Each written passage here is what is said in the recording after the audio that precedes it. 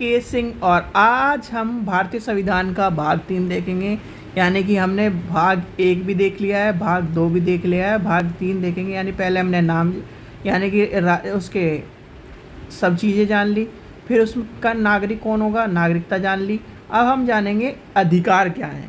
यानी कि अधिकारों के बारे में जानना ज़रूरी होता है। मौलिक अधिकार वही अधिकार हैं जैसे हमें घर में कुछ कुछ अधिकार मिले होते हैं, ठीक है। अब बहुत से बच्चे मौलिक अधिकार और मौलिक कर्तव्य में कंफ्यूज होते हैं। देखिए, मौलिक अधिकार वह अधिकार है जो आपको घर में अधिकार मिले हुए हैं कि क्या है, यानी कि जो बड़ा लड़का होगा या फिर कोई भी बड़ी लड़की होगी, वो क्या है, घर के छोटे भाई बहनों की ज़्यादा जिम्मेदारी रखेगी, ठीक है। ये जिम्मेदारी ज़्यादातर बड़े को हमारे समाज में दे दी जाती है, ठीक है। वो जिम्मेदारी उसके अधिकार हैं। अब कर्तव्य क्या है सॉरी, कर्तव्य क्या है? कर्तव्य में क्या है कि भाई वो अपने कर्तव्य निभाए, कि भाई उसके क्या नाम छोटे भाई बहन हैं, उनकी ज़रूरतों को समझे, उनको अपने हिसाब से लेके चले। तो कर्तव्य और मौलिक अधिकार ये क्या है? अधिकार क्या होते हैं? एक बिल्कुल ये मान के चलिए कि अधिकार आपको पूरी तरह से, अगर आप उनका उल्लंघन करते हैं तो आपको दंड दिया जाता है। अगर आप किसी को यानी घर में उल्टा बोलोगे या फिर इस तरह कुछ गलत करोगे तो आपको दंडित किया जाता है।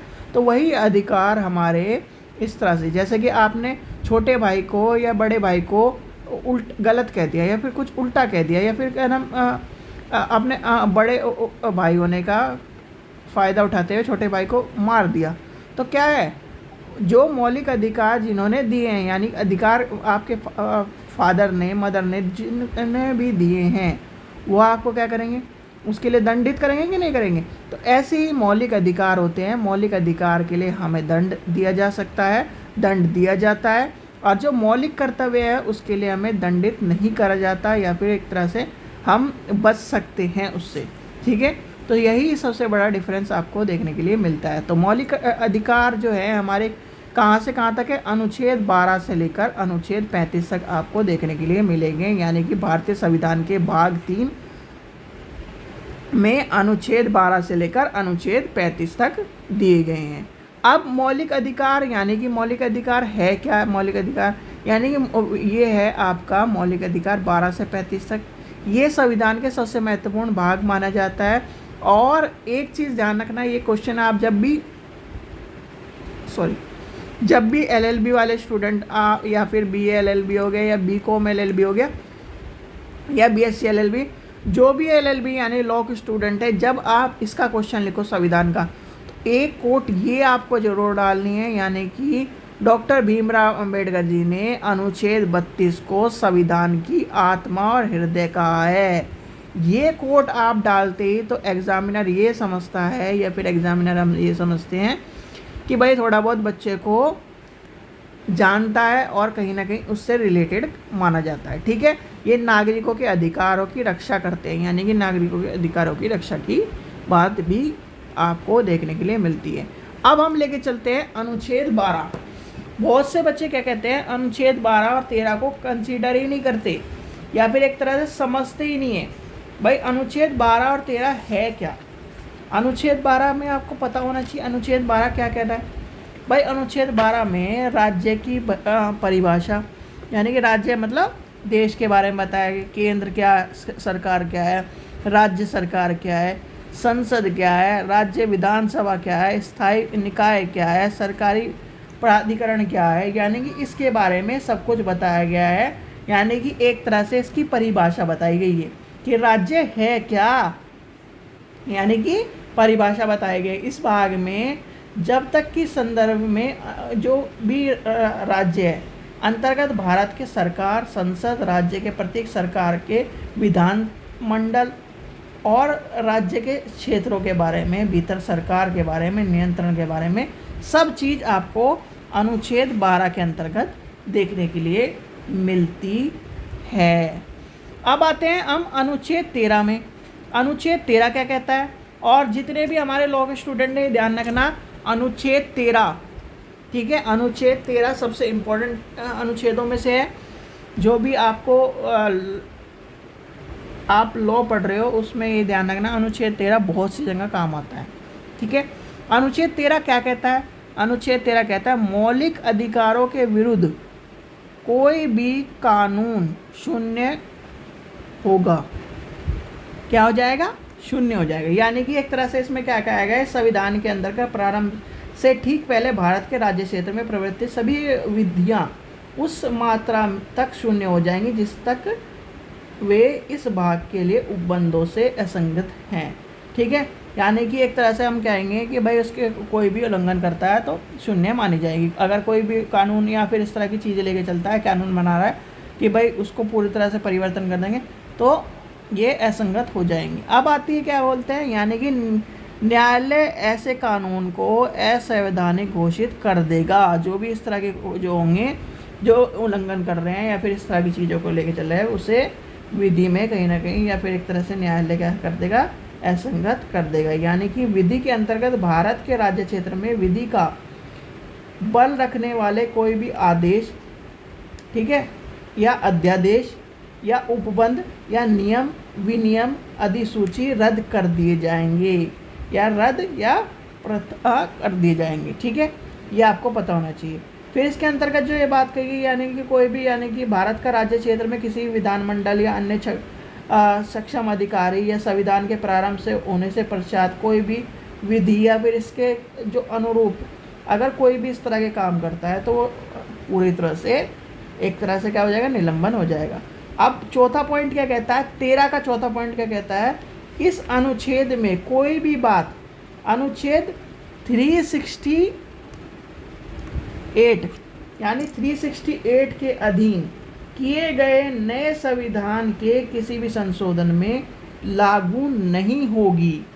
क्या कह रहा है, इस अनुच्छेद की कोई भी बात, यानी कि इसलिए मैं आपको साथ के साथ पढ़ के ही बता रहा हूँ कि आपकी अनुच्छेद में क्या लिखा हुआ है, यानी कि अनुच्छेदों में क्या लिखा है, जो इम्पोर्टेंट है उसके बारे में, क्योंकि ये लिखना पड़ता है आपको। यानी कि 13 का 4 में क्या कहता है, इस अनुच्छेद की कोई बात अनुच्छेद 368 के अधीन किए गए इस संविधान के किसी संशोधन को लागू नहीं होगी। ठीक है, तो ये आपको पढ़ लेना है, इसलिए मैं आपको कहता हूँ बेयर एक्ट ले लीजिए। बेयर एक्ट आपको लिंक डिस्क्रिप्शन में दिया गया है, बेस्ट बेयर एक्ट है हिंदी और इंग्लिश के लिए।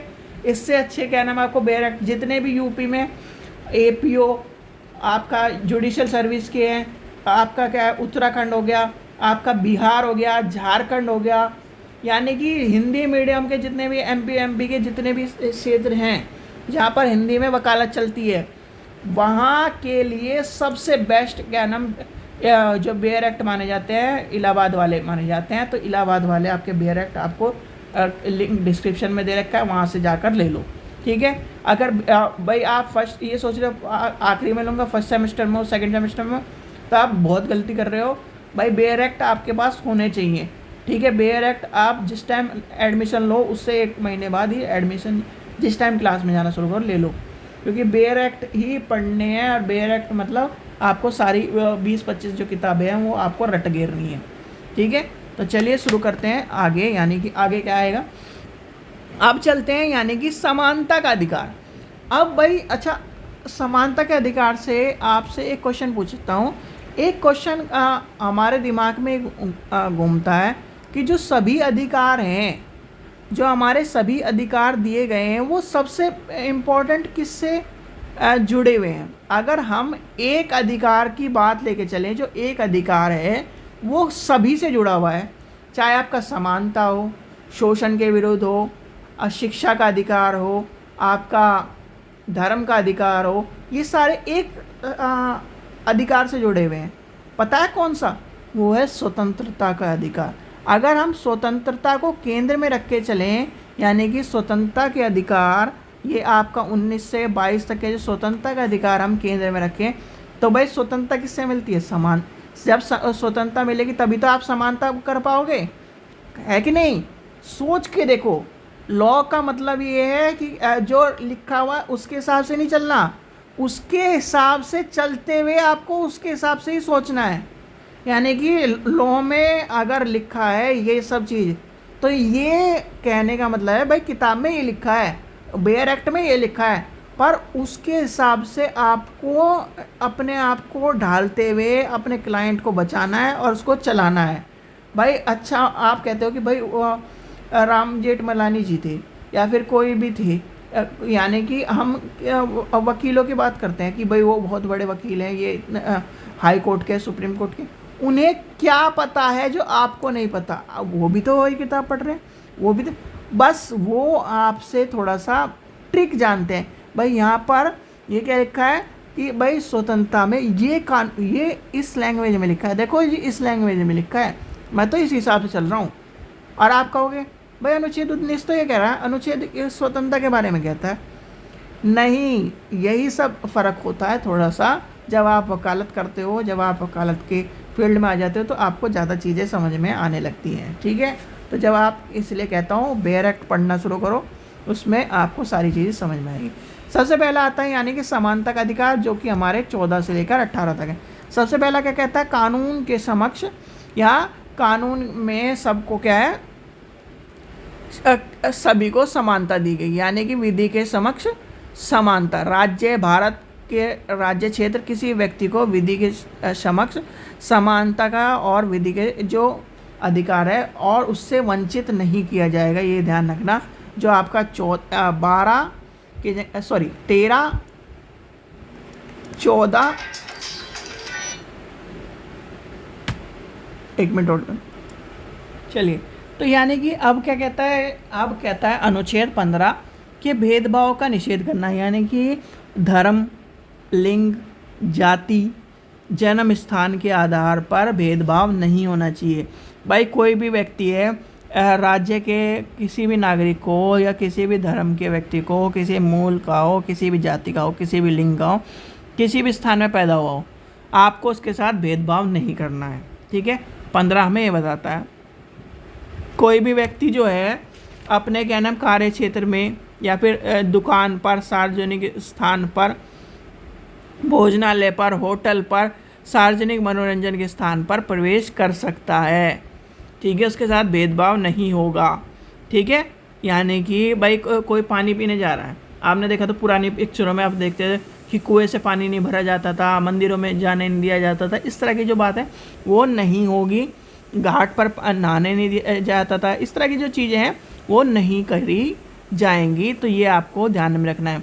और इसी से आपका क्या है, यानी कि यहीं पर आपका क्लॉज 4 में जब आपकी आती है 29 खंड 2 की बात भी आपको यहीं पर देखने के लिए मिलती है। अब 29 क्या कह रहा है बताओ, अभी बता दो 29 क्या कहता है, ठीक है। अनुच्छेद 29 के खंडों के की कई बातें जो राज्य को सामाजिक और शैक्षणिक दृष्टि से पिछड़े नागरिकों की कई वर्गों की उन्नति और या फिर अन्य पिछड़ी जाति या अन्य जनजाति वाले जो लोग हैं उनके लिए निर्धारित, उनके बातों को लेके चलता जाता है, ठीक है। अब लेके चलते हैं हम अनुच्छेद 16 क्या कहता है?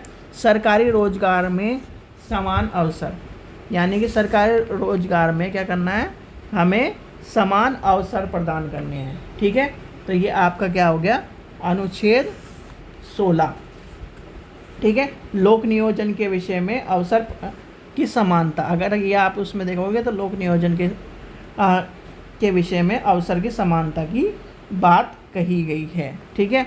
अब आता है 17 जो है, 17 आपको देखो जितने भी कंपटीशन होते हैं सबसे ज़्यादा क्वेश्चन पूछे जाने वाला है 17, 32, 13 और 15 उधर DPSP में पूछे जाते हैं 44, 45, ठीक है। तो ये आपका क्या है, जो 17 है सबसे ज़्यादा पूछे जाने वाला है अस्पष्टता का उन्मूलन, ठीक है। अब ये क्या कहता है, यानी कि अस्पष्टता का अंत कहता है, अस्पष्टता का अंत किया जाना चाहिए और किसी भी रूप में आचरण या फिर अस्पष्टता किसी भी कहीं ना कहीं लागू नहीं होनी चाहिए। यानी कि अगर जो कोई उसके अस्पष्टता को मानता है तो उसको दंडित करा जाना चाहिए या फिर उसको समाज में फैलाता है। फिर आता है 18 उपाधियों का अंत, यानी उपाधियों का अंत क्या है, अब इसके जो बच्चे क्या समझेंगे उपाधि कौन सी है, भाई उपाधि मतलब राज्य में, सेना में, विधि संबंधी समस्त जितने भी जो सिविल और कोई भी उपाधि प्रदान नहीं करी जाएगी कि भाई ये राजा है, ये रानी है, ये मंत्री है।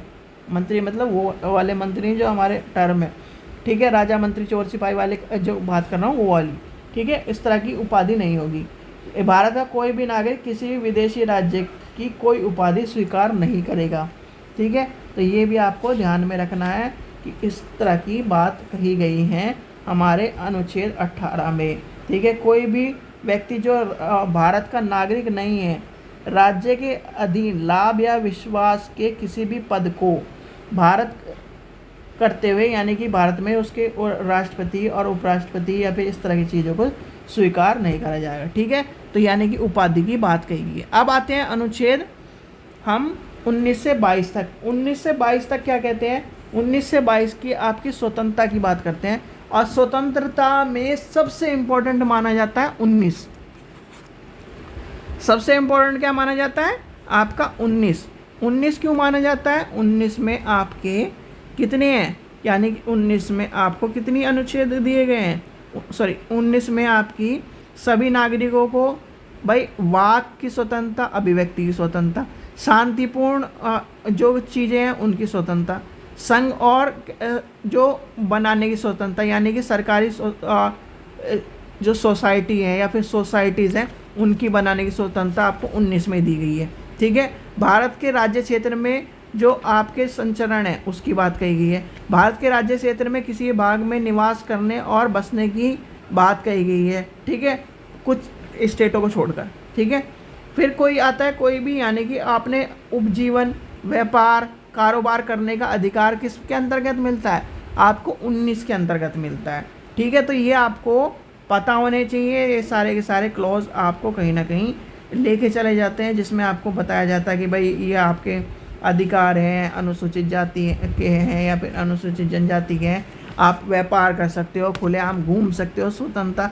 भाई आप कहते हो, बहुत सारे कहेंगे कि क्या नाम रात को नहीं घूमना चाहिए, कहीं भी ऐसा नहीं लिखा कि रात को नहीं घूम सकते। आप बेशर्त ये हो कि आप किसी भी गलत इंटेंशन से यानी कि घूम नहीं रहे हो। फिर आते हैं अनुच्छेद 20। अनुच्छेद 20 क्या कहता है? यानी कि अपराधियों के लिए दोष सिद्ध के संबंध में संरक्षण, यानी अपराधियों के संबंध में संरक्षण की बात करते हैं। यानी कि कोई भी व्यक्ति किसी भी अपराध के लिए तब तक यानी कि सिद्ध दोष नहीं माना जाएगा या ठहराया जाएगा जब तक कि उसे ऐसा कोई कार्य या समय या अपराध के लिए अपराधी नहीं माना जाएगा। ऐसा नहीं कि भाई तू अपराधी है, पकड़ के ले गए, ठीक है, उसकी बात कही, यानी कि उसकी बात सुनी जाएगी, उसके बारे में पूरी जानकारी रखी जाएगी, तब उसे अपराधी माना जाए, यानी किसी भी व्यक्ति को। और दूसरी बात यहीं पे आपका आता है, किसी भी व्यक्ति को, लॉ स्टूडेंट ध्यान रखना, जब आप केस लड़ोगे, क्रिमिनल केस लड़ोगे, तो यही आपका सबसे बड़ा हथियार बनता है। 19 बोल रहा हूँ, 19 और 20। 20 में क्या है? किसी व्यक्ति को एक ही अपराध के लिए एक बार से अधिक उसे दंडित नहीं करा जाएगा। भाई क्या नाम, मान लो यूपीआई में क्या नाम, उसने अपराध दे दिया, फिर उसे कहीं हाई कोर्ट ने उसे अपराध दे दिया, तो डबल सज़ा नहीं भुगतेगा, एक अपराध के लिए एक ही सज़ा भुगतेगा, ठीक है। तो ये आपको ध्यान रखना है। फिर आपको आती है 21 क्या कहता है? जीवन एवं व्यक्तिगत स्वतंत्रता। यहीं पर आपके क्या है, जो आप आत्महत्या वाली कहानी ने सुनी होगी ना आपने वो आत्महत्या वाली कहानी यहीं से लैप होती है। यानी कि अब बताओ, चलो भारतीय संविधान में आत्महत्या का कानून है या नहीं है, ये बताइए, और लेटेस्ट जजमेंट पढ़कर बताना इसका आंसर, ठीक है। अब 21 क्या कहता है? यानी कि प्राण और देह की स्वतंत्रता की रक्षा करता है, यानी किसी व्यक्ति को उसकी प्राण और दैहिक स्वतंत्रता से विधि द्वारा स्थापित प्रक्रिया के अनुसार ही वंचित किया जाएगा अथवा नहीं। यानी कि भाई सीधी बात कह लो, जीवन का अधिकार है आपका, प्राण की स्वतंत्रता। और यहीं से आपका आया था एक बार अमेंडमेंट, या फिर एक तरह से हम कहेंगे कि जो शुद्ध हवा है वो भी तो जीवन का अधिकार है। वो 21 में ही आया था। जब आप ग्रीन ट्रिब्यूटी वाला जो वो है वो पढ़ोगे तो वो 21 का था।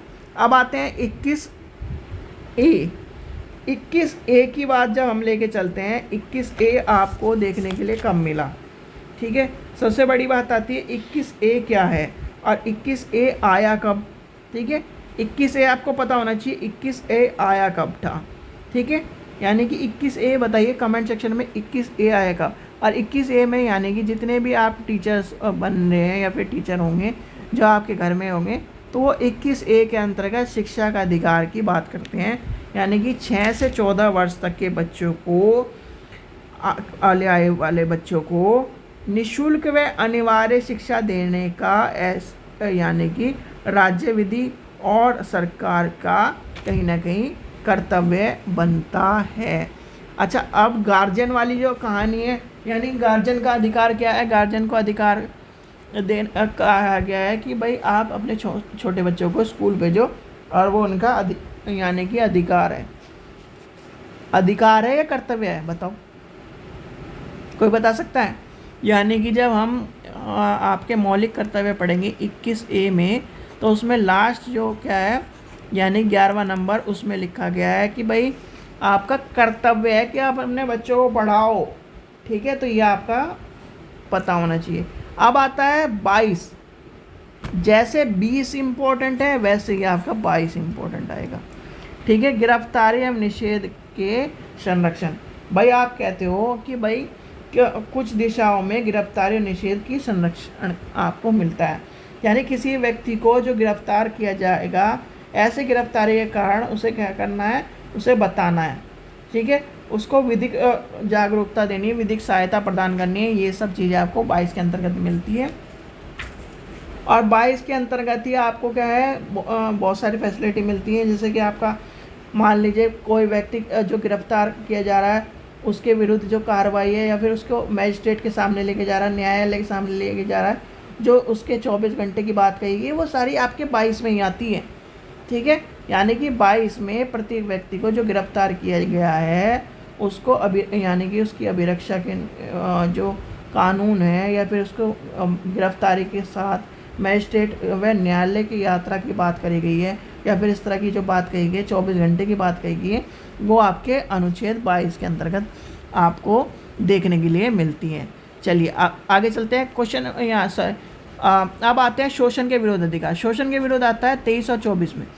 इसमें क्या आता है, मानव तस्करी एवं जो बच्चे हैं, यानी कि मानव तस्करी की बात कही गई है और जो निषेधता की बात कही गई वो हमारे 23वें अनुच्छेद में कही गई है। किस में कही गई है, अनुच्छेद 23 में कही गई है। और अनुच्छेद 23 में आपका जो कहीं ना कहीं बाल श्रम की बात कही गई, यानी कि बाल श्रम, इस तरह की आपको बात कही देखने के लिए मिलती है। यानी कि मानव का जो एक तरह से अपमान हो रहा है, मानव तस्करी हो रही है, बेगारता हो रही है, वो बात आपकी अनुच्छेद 23 में गई है। अनुच्छेद 24 में क्या कहता है, 14 वर्ष से कम आयु के बच्चे को खतरनाक उद्योग में कारगारों में लगाना क्या हो गया, अपराध है। यानी कि 14 वर्ष से कम आयु के बालक को किसी भी कारखाने में काम, यानी खाने के और काम करने के लिए जो आप कि भाई तुझे खाना मिल जाए काम कर, तो ये करना कहीं ना कहीं अपराध है। ये आपको दंडित करा जाएगा और इसकी जो सज़ा है वो कमेंट सेक्शन में बताइए ढूंढ कर कितनी है, ठीक है। देखते हैं कौन सही आंसर देता है। चलिए आगे चलते हैं।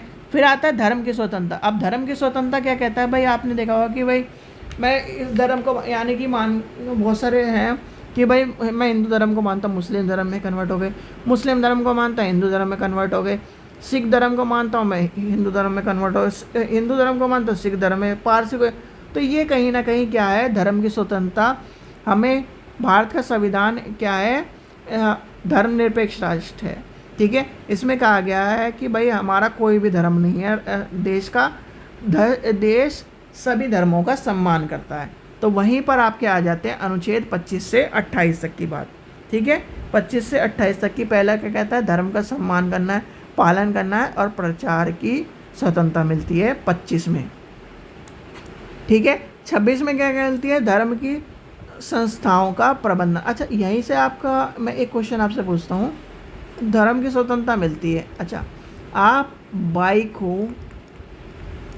कार हो, उस पर या फिर कोई भी चीज़ हो, आप उस पर विंडशील्ड पे या फिर अपनी बाइक पर बहुत सारे व्यक्ति क्या लिखवाते हैं, जय महाकाल, राम राम, रहीम रहीम, कुछ भी लिखवाते हैं, मतलब कोई भी स्लोगन लिखवाते हैं जो उससे, तो वो हटाया क्यों जाता है जब हमें क्या नाम इस तरह की धार्मिक स्वतंत्रता है पालन करने का और प्रचार की स्वतंत्रता है? कोई कमेंट करके बता सकता है क्यों, कौन किस के अंतर्गत बता कर सकता है? फिर आता है अनुच्छेद 27, धार्मिक कर देने के लिए बाध्य नहीं किया जाएगा, यानी कि धार्मिक कर जो है उसके लिए बाध्य नहीं करा जाएगा, यानी किसी विशेष धर्म की अभिवृद्धि के लिए करों के जो आपको देने के लिए फोर्स नहीं करा जाएगा, यानी कि किसी भी व्यक्ति को ऐसे करों को या फिर ऐसे बाध्यता को करा नहीं जाएगा, उसके लिए मना किया गया। फिर आपका आता है अनुच्छेद 28, यानी कि धार्मिक शिक्षा से संबंधित प्रावधान।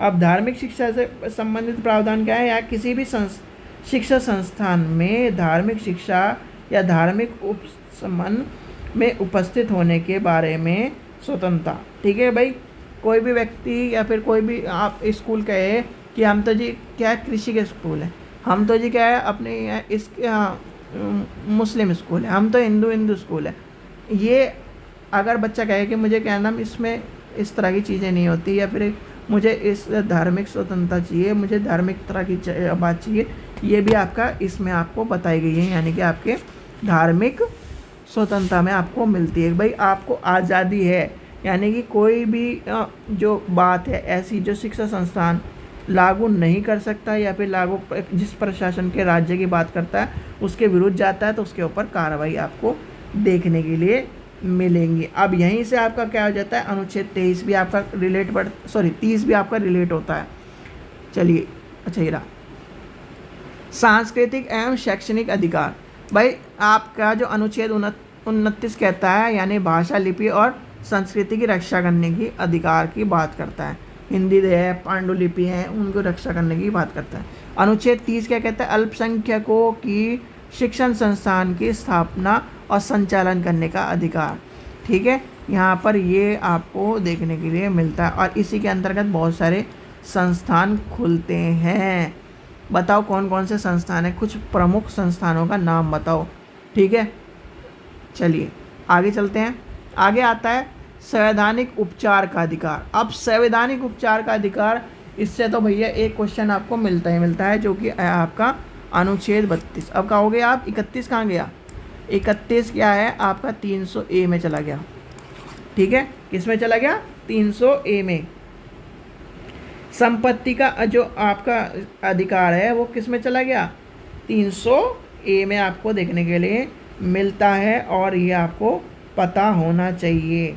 ठीक है भाई, 300A का आपका अधिकार के बारे में पता होना चाहिए। अब वो कौन सा अमेंडमेंट में गया, यानी कि ये भी बताना है। 44 लिख दिया मैंने, 42 में गया, 46 में बताया, कमेंट बताइए। अब यानी कि अनुच्छेद 32 क्या कहता है? अनुच्छेद 32 के अंतर्गत आपको 5 तरह की रिट मिलती है, यानी कि आपका हैबियस कॉर्पस, मैंडेमस, प्रोविएशन और आपका जस्ट रीजन और ये आपका क्यू वांटो। ठीक है, क्यू वांटो यानी कि एक तरह से भाई सबसे इम्पोर्टेंट मानी जाती है ये वाली। क्यों भाई? अवैध रूप से हिरासत में रखने वाले व्यक्ति के लिए हैबियस कॉर्पस यानी कि बंदी प्रत्यक्षीकरण कहा जाता है। इसे बंदी प्रत्यक्षीकरण की आपको रिट देखने के लिए मिलती है। क्या है? बंदी प्रत्यक्षीकरण। ध्यान रखना, जितनी भी हमारी रिट हैं उनको हिंदी में भी याद करना है। हिंदी स्टूडेंटों को हिंदी में याद करके ज़रूर जाना है। इंग्लिश में भी याद कर लो और हिंदी में भी याद कर लो, क्योंकि ये क्वेश्चन जो है भाई रिट वाले क्वेश्चन हो गए आपके, और जो आपके इस तरह क्वेश्चन हो गए ये सबसे ज़्यादा पूछे जाते हैं। ठीक है, अनुच्छेद जो 32 है आपका पूछा जाएगा और अनुच्छेद 32 की सारी चीज़ें आपको पता होनी चाहिए। ठीक है, आर्टिकल कौन कौन से हैं, आर्टिकल किस किस तरह से लेके चले जाते हैं। ठीक है, फिर आपका क्या है, बंदी प्रत्यक्षीकरण किसे कहते हैं, यानी कि हैबियस कॉर्पस को बंदी प्रत्यक्षीकरण कहते हैं। मैंडेमस को क्या कहते हैं? मैंडेमस को परमादेश कहते हैं। ठीक है, फिर आपका क्या है, प्रोविएशन को क्या कहते हैं? परिनिषेध कहते हैं। फिर आपका इनको क्या कहते हैं, यानी कि ये सारे के सारे आपको पता होने चाहिए, कहीं ना कहीं हिंदी में भी पता होने चाहिए और इंग्लिश में भी पता होने चाहिए। इंग्लिश में यानी कि वर्डिंग है, यानी कि अंग्रेजों की वर्डिंग है, तो आपको, ठीक है। तो सबसे पहला क्या आपका आ जाएगा, सबसे पहला आपका आ जाएगा बंदी प्रत्यक्षीकरण। बंदी प्रत्यक्षीकरण में क्या होता है, यानी कि इसका शब्द अर्थ कहेंगे शरीर के साथ प्रस्तुत करना है। भाई शरीर के साथ हमें प्रस्तुत करके ला के दो, हमें नहीं पता, आप कहीं से भी ढूंढ के ला के दो। कहते हैं ना जो high court of supreme court में आपको देखने को मिलती, वो आपकी इसके अंतर्गत। अच्छा, रिट किसके अंतर्गत आपके आती है, अनुच्छेद 32 और अनुच्छेद 226 के अंदर। अनुच्छेद 32 में सुप्रीम कोर्ट और अनुच्छेद 226 में हाई कोर्ट, ये ध्यान रखना। फिर आपका आ जाता है यानी कि मैंडेमस, यानी कि परम आदेश। हम आदेश देते हैं, यानी हम आदेश देते हैं किसी भी सरकारी अधिकारी या फिर संस्था को उसके कानूनी कर्तव्य का पालन करने का आदेश दिया जाता है। कौन देता है, सुप्रीम कोर्ट और हाई कोर्ट। फिर आपका आ जाता है प्रतिषेध, यानी कि प्रतिषेध क्या है, रुको। भाई रुको, क्या कह रहा है, रुको। वरिष्ठ अदालत द्वारा आपका निचली अदालत को क्या कहा जाता है, उसके क्षेत्र से बाहर जाकर काम करने से रोक देते हैं। क्या है भाई, रुक जाओ तुम, क्या ये क्या नाम, इस काम को इस तरह के मत करो, ठीक है। फिर आता है उत्प्रेक्षण, ये क्या कहता है, पूर्ण प्रमाणित होना, यानी कि पूर्णतः प्रमाणित होना, यानी कि निचली अदालत या आपके ट्रिब्यूनल या गैर कानूनी जो फैसले को रद्द करने का या केस को अपने पास बुलाने का अधिकार इसके अंतर्गत आता है, ठीक है। ये आपका इसके अंतर्गत आपको देखने के लिए मिलता है। अब लास्ट क्या है, लास्ट आपका आ जाता है अधिकार प्रच्छंद, यानी कि इसे कहेंगे अधिकार प्रच्छंद, ठीक है, च और छ, ठीक है। इसमें क्या है, आपका क्या अधिकार है, भाई आपका क्या अधिकार है, किसी व्यक्ति को किसी भी सार्वजनिक पद पर जो की अवधि के रूप में कब्जा करने से रोकना। भाई कोई कहने लगे कि मैं तो क्या नाम या DM हूँ, मैं कहने लगूँ कि क्या नाम मैं SDM हूँ, या फिर कोई भी जो उच्च अधिकारी के पद पर बैठते हुए उसकी गरिमा को लैप्स कर रहे हैं, या फिर उसके जो अपने पावर का मिसयूज़ कर रहे हैं, और उसके काम यानी किसी व्यक्ति का या किसी पब्लिक सर्वेंट होने के बाद भी किसी व्यक्ति का काम नहीं करे, तो उसके रूप में एक आदेश आता है कि आपका क्या अधिकार है, भाई इसका क्या नाम काम क्यों नहीं कर रहे। तो ये आपकी कहानी यहाँ से शुरू होती है, ठीक है। ये रट लेना, रेट इम्पोर्टेंट है। फिर आता है अनुच्छेद 33। अनुच्छेद 33 क्या कहता है, यानी कि सशस्त्र बलों के अधिकारों की संसद की शक्ति की बात आती है, ठीक है। फिर आपका आ जाता है अनुच्छेद 34, यानी कि मार्शल लॉ की स्थिति की आपको बात कही गई है। और अनुच्छेद 35 क्या कहता है, संसद के मौलिक अधिकारों को लागू करने हेतु विशेष कानून बनाने की बात कही गई है, ठीक है। ये आपको मैंने बता दिए सारे के सारे अधिकार, ये आपको पता होने चाहिए। यानी कि इस भाग में जो उपबंधों को यानी कि प्रभावी रूप से एक तरह से विधि के रूप में लेके चलने की बात कही गई है, ठीक है। तो यहाँ पर आपके सारे के सारे अधिकार, मौलिक अधिकार खत्म होते हैं। इसके बाद हम जानेंगे भाग 4, ठीक है। भाग 4 जानेंगे। इसके बाद भाग 4 के बाद फिर आता है आपका 21 क, फिर आपका राष्ट्रपति, फिर आपके उपराष्ट्रपति, इस तरह से हम पढ़ते चले जाएंगे, ठीक है बच्चों। चलिए, आशा करता हूँ आपको वीडियो पसंद आई। वीडियो पसंद आई तो लाइक करें, चैनल को सब्सक्राइब करें, वीडियो को ज़्यादा से शेयर करें। और जो भी हमारे लॉ के स्टूडेंट हैं या फिर अपनी तैयारी कर रहे हैं किसी भी सिविल सर्विस की या फिर जज की, तो अपना बेयर एक्ट ज़रूर ले लो। बेयर एक्ट के बिना आप पढ़ नहीं पाओगे, समझ नहीं पाओगे चीज़ों को ध्यान से, ठीक है। तो बेयर एक्ट आपका लिंक डिस्क्रिप्शन में दिया गया। और जो भी हमारे BA LLB वाले, यानी कि BA LLB वाले हैं या फिर जो आपके LLB वाले बच्चे हैं, उनके लिए भी जो प्रीवियस ईयर है वो आपके डल चुके हैं, ठीक है। चलिए, थैंक यू।